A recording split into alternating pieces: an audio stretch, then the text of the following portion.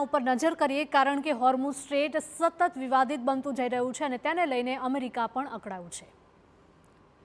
આ તરફ હોર્મુઝમાં પાથરેલી માઇન્સને શોધવામાં ઈરાન નિષ્ફળ સાબિત થયું છે અને આ જ ઘટનાને લઈને ઈરાન પણ હવે ચિંતિત જોવા મળી રહ્યું છે.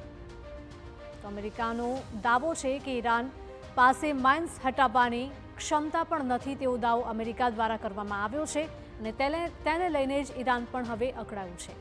માઇન્સ દૂર કરવા અસમર્થ હોય ઈરાન હોર્મુઝ ખોલવા માટે તૈયાર નથી તેવું અમેરિકા દ્વારા કહેવામાં આવી રહ્યું છે.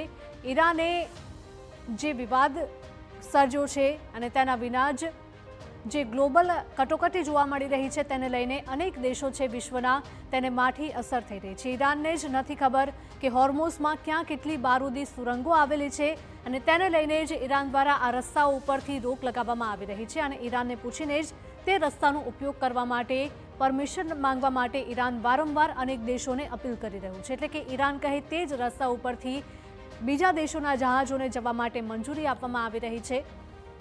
તો અમેરિકન સેના પણ આ સુરંગોને હટાવવાનું પૂરી ક્ષમતા નથી તેવું પણ કહેવામાં આવી રહ્યું છે. અમેરિકન સેના પાસે સુરંગો હટાવવાની જરાય ક્ષમતા નથી તેવું ઈરાન દ્વારા કહેવામાં આવે છે.